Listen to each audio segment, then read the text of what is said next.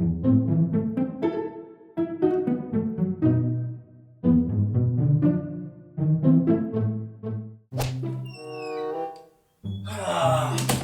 on, get it all out now. Number 15, Burger King foot lettuce. We all gonna be thinking about it. I know, go ahead and get it out now, because even I'm thinking about it going ahead and watch Chills. Alright, let's go ahead and get it out. 3 hours later. Alright, so now that we got that out of our system, yo, a lot of you guys told me to go back to check out like Mr. Nightmare, Chills, and everybody. And yo, my bad, I've been meaning to go back to Chills because I love Chills. Which is like, it's weird to me though when you go on like Chills comment section sometimes, like a lot of people like upset at his voice. Like his voice and Mr. Nightmare's voice is like perfect for this type of content. Maybe it's just me, I love their voice when it comes, not like you, like for this content, you know what I mean. Shut up. And I think it's one more. This is new do I started watching too. I think it's like Unity 522, Unity 22, something like that. I like his content also. But yo, anyway, now hear about the dude's voice I like over the type of content that they're doing. Everybody go and check out top 15 scary 911 calls that will give you chills. Now this video is 21 minutes long, meaning I am not watching the full thing. I'm gonna cut it in half. Meaning I'm gonna watch about a good 10.5 minutes of this crap. Then we'll finish it in the next video. But yo, you guys check out the original video. Link will be in the description below. But let's go. Number 15, In a Whisper. 911, what is the address to your emergency? By the foot street laundromat. Wait. Before we get started, let me turn the captions off. I don't know why. I never really liked captions on my videos. I don't know why. Number 15, In a Whisper. 911, what is the address to your emergency? By the foot street laundromat. What's the problem? I've been abducted. What would you do if you were taken and your abductor was asleep beside you? Hopefully you'd bravely follow this heroic woman's lead. She made the most of this opportunity to call police. Despite the risk involved, the Ohio woman told dispatchers in a whisper that she was in the bedroom of an abandoned house being held captive by 40-year-old Sean Great. She begged them to come find her. She was hesitant to attempt an escape in fear that she would wake her captor. Is there any way you can get out of the building? I don't know without waking him, and I'm scared. Is there a bathroom in the house? Well, his bedroom is closed, and he made it so it would make noise. Luckily, the young woman was successful in leading police to the home, where he was arrested and charged with abduction. The woman had befriended Sean a month prior, after which this happened. Even more horrifying, this woman likely escaped an even more horrific fate, as 2 more women were found on the property, and Great eventually led police to a third. If it wasn't for her grit and determination to live, this monster might have gone on to take the lives of many more. Number 14, smack the shit out of her. Unwelcome Guests. This scary 911 call found an unlikely hero in a 7-year-old. Carlos was just a kid when he dialed 911 in March of 2010 to report that 3 armed men had entered into his home in Norwalk, California. The door that the men breached was unlocked at the time, and the men threatened the boy's parents, which is when Carlos hid himself and his sister in a bathroom as he called authorities. In the phone call, he begged for the police to hurry, and the dispatcher quickly delivered them, all the while calming the frightened children. Really fast spring for God, none of them. Listen to me, take a deep breath. I already have the police coming. I'm soldiers too. Despite the men finding Carlos and his sister hiding, the young boy stayed on the phone and told the men that the police were on the line. The cowards then fled without harming anyone or taking anything. Carlos's hero. I'm sorry, bro. It's certain people, like, I know hate is a strong word, but it's certain type of people I just seriously freaking hate, bro. Like a life in a life. I don't hate you for having a life, but that came out wrong. I would say a liar and a thief. I was gonna say them at the same time. That's why I said life. Anyway, so a liar and a thief. Like I hate that. That's like an ugly ass combo in a person to me.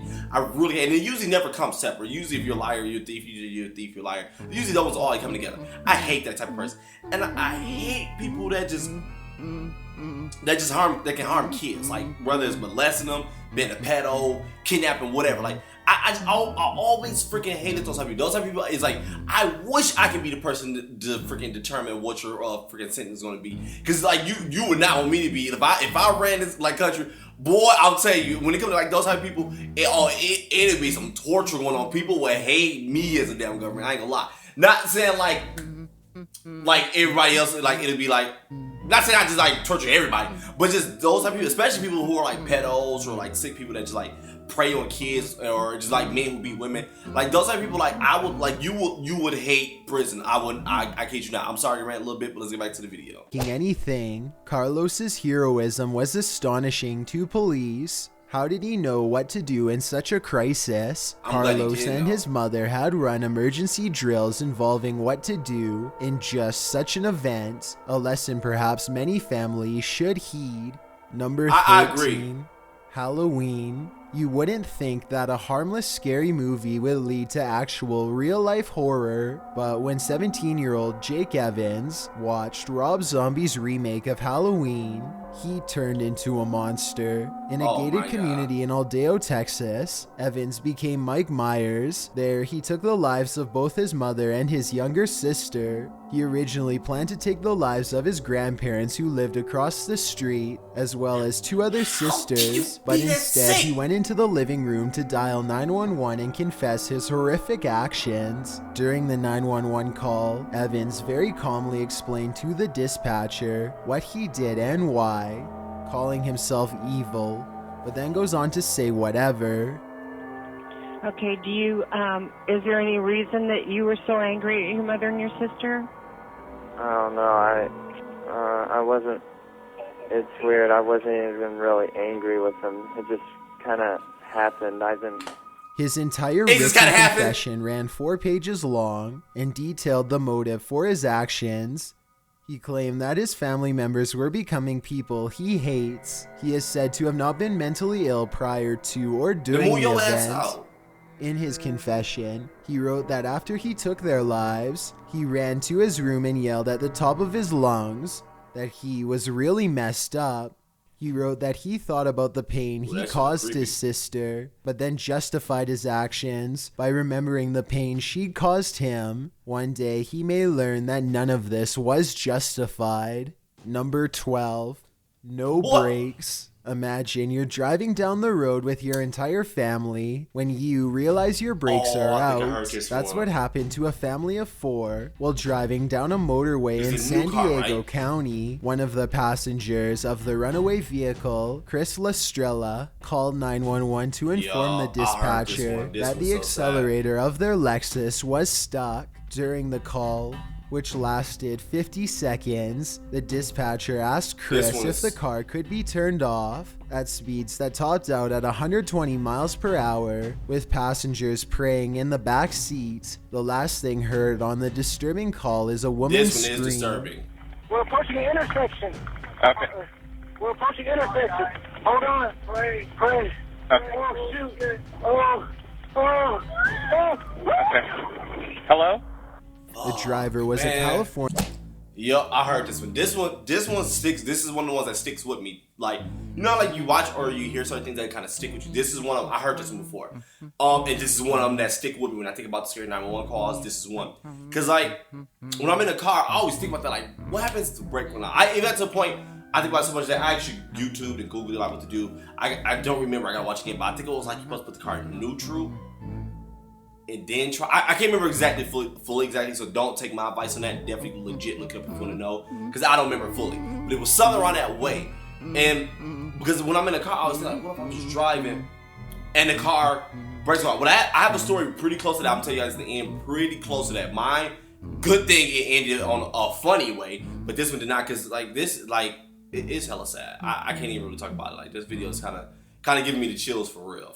Man, which is crazy. I'm usually always like joking in the videos and stuff, like laughing stuff. Like these are it's just not a joke. Like don't get me wrong. Like sometimes things happen that pee you off. I'm probably joking here about, but this one is just like legit giving me chills.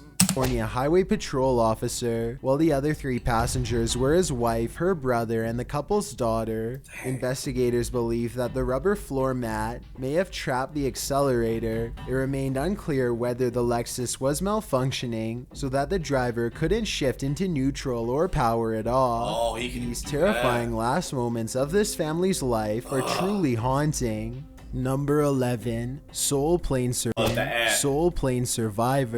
When a helicopter malfunctioned in New Mexico, miraculously one of the passengers survived. This is her 911 call.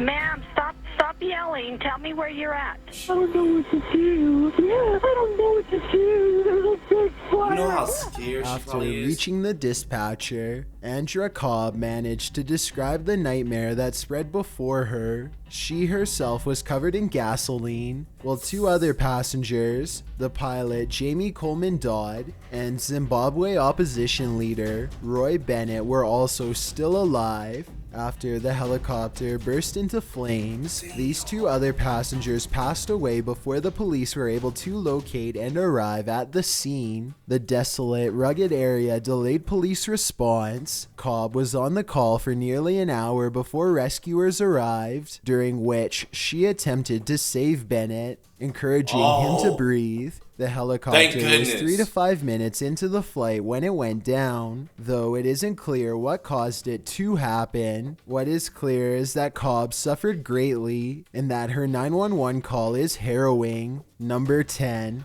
the couple. 78-year-old Gunter Florchinger was married to 21-year-old Filipino native Carhina. While the age difference is certainly questionable, the couple lived in Port St. Lucie for about a year after having met online, and Carhina had a 4-year-old daughter from another man. Despite the age difference, there didn't seem to be any issues between them. That is, until Gunther made 2 phone calls at 1 a.m., one to his neighbor, asking her to pick up his wife's daughter, another to the police to confess his actions. And that I have a baby in here. I called my neighbors to pick up the baby. Anybody who will pick up the baby is alright.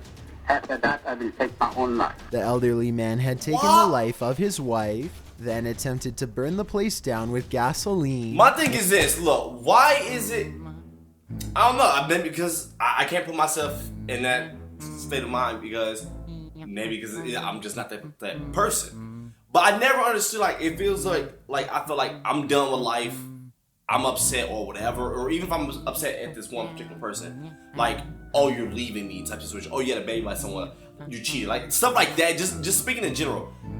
If I was in my own life, why would I want to take other people around me and then my own? Like, at that point, it's not fair. Like, if I ever feel like I want to take my own life, then, not encouraging it, I'm just saying, then that's what I would do. I wouldn't like, all right, no, I'm about to tomorrow take out like 10 other people, then I'll go myself also. Like, that's hell. That's, man, this, bro, my God. The life of his wife, let's just watch it. Then attempted to burn the place down with gasoline. When he called the police, he told the dispatcher that he was going to take his own life as well, which he did shortly after. The town had suffered a similar event not long before, and the quiet town was still recovering. After this incident, it must try and heal once again. Wow. Number 9, Baylor incident. On July 9th, 2010, 20-year-old John Maynard was working the night shift at the Taft Recycling Plant in Orlando, Florida, when the baling machine jammed. He unclogged the machine. Before he could get out of the way, it restarted with the compacting ram headed towards him. He managed to lift his body out of the way, but not his right leg. The following 16 minutes, which Maynard calls the longest of his life, were crucial to his survival. Somehow, he had the calm and level head to call 911 and save his own life. During the 911 call to Orange County Sheriff's Office, Maynard explained his situation and location repeatedly. He also told the dispatcher that this was not a prank call and pled for help. Do you have anything there you can control the bleeding with, sir? Sir, I have nothing, sir. Be calm, boy. Are you or your leg still stuck in the machine, sir? I am out. My leg is down in there. It was at my ankle, sir. Oh, He asked the dispatchers to pray with him and requested that they pass on a message to his family, including his stepdad who adopted him. The message that he loves them, being that he was alone at the time of the call. It's remarkable how calm he remained for while real experiencing this horrible incident, as he credits the dispatchers who kept him conscious during the long wait for first responders. Maynard posted his own 911 call to YouTube in an effort to aid other amputees in adapting to life without a limb. He remains committed to helping other amputees cope through his YouTube channel, Crew9T, and he has gone to live life to the fullest. Even taking up rock climbing while listening to his 911 call is scary. Knowing the life he's since led is nothing short of awe-inspiring. Number 8. Alright, I'm gonna stop right there. Like, I legit don't think I can part two this one. Like, this one legit gives me chills. Like, anyone who knows me know, like, I always find humor in, like, stuff. Not saying I intentionally look for humor in, like, the wrong things, but it's like the whole time watching this, because I used to legit watch, like, listen to a lot of 911 calls, like, as I'm going to sleep or just chilling, whatever, about my day. But it always gave me a feeling like, I gotta start appreciating life and stop, like, complaining about small things when it's legit people out here fighting for their life, and then in seconds your life can be gone like that. Especially that car one. That was one of the ones they used to stick me when I used to listen to these 911 calls that stuck with me like heavy, bro. Cause like they were in a car, I think it's like California, right? And you just flying and you cancel the car and your family is there. Would you like? Don't get me wrong, like especially now having a kid, I really look at life like starting for the moment, stop. Like, oh, I can't wait tomorrow. I can't wait the next week, cause like wanting to speed life up, just start enjoying the moment, bro. Like legit, I'm living like by that code now. But it's like, especially having a kid now, it's like if anything is happening, it's like take me 100%. I would do anything for it to just be me that go. But I gotta do whatever to save my family. I gotta save my girl. I gotta save my girl and my girlfriend and my little girl. Like I have to save them at all costs. Like no matter, like I always think about like any situations, what would I do to save them? Like not even myself. And so that's why it's like I don't know, stuff like that stick with me. Because when I'm in a car, and especially when I got my little girl with me, that's why I don't like traveling far with my little girl in the car. It's like I don't know, I have to stop living like that, but at the same time, I can't help it but to live in fear like a few times. Because me, I always been a person that look at the worst case scenario first. Like, that's why I'm really scared of flying. Like, it was hard to get me in Texas because a lot of people know I hate flying. Because I can't help it. I look at the worst case scenarios before anything. Like, no matter what I do, I don't think of like the positive outcome that's gonna be done. Like, well, okay, the final destination is gonna be this. Lovely, stars, rainbows, everything's good, yay. But I always think like, no, what if this happened? What if this happened? What if that happened? What am I gonna do in this situation? I can't help it because I mean, don't get me wrong, I suffer big time from like anxiety, like big time from like it. Like I legit had a big anxiety attack. What I don't think I ever told you guys. Like I want to say a few years ago, maybe a couple years, when me and my girl was trying to go visit her mom in Michigan, and I couldn't fly. Like I was on a plane. I'm gonna say the story for another time. But thanks to me, the plane had to stop. Not like in the air, like, come back now. It was like on the runway, getting ready to take off, but they had to stop it. All thanks to good old me. Like it's a story that I was like, at first I was kind of ashamed and embarrassed about. I even felt embarrassed on the plane, like everyone looking at me and my girl, whatever. But they had to stop it. Like I couldn't do it. I had a big anxiety attack, like a big one, bro. But so I have to tell you guys one thing, that a little humor about my story about car almost in that situation, same situation almost. Me and my friend was in the car and we was going to school. We were skipping school, so we was going to like get donuts, whatever. And I used to have this big excursion, bro. And the brakes didn't like lock up on me like when the cars were going, but then thank goodness the entire car locked up. So we drive it, and I'm like trying to turn the wheel, and I'm like, what the hell? Like the wheel's not moving. So I started like stomping the brake, and I looked at my bro. I'm like, bro, this is a good thing we were going like a good 10 miles per hour because we was just coming off from stop sign making a turn.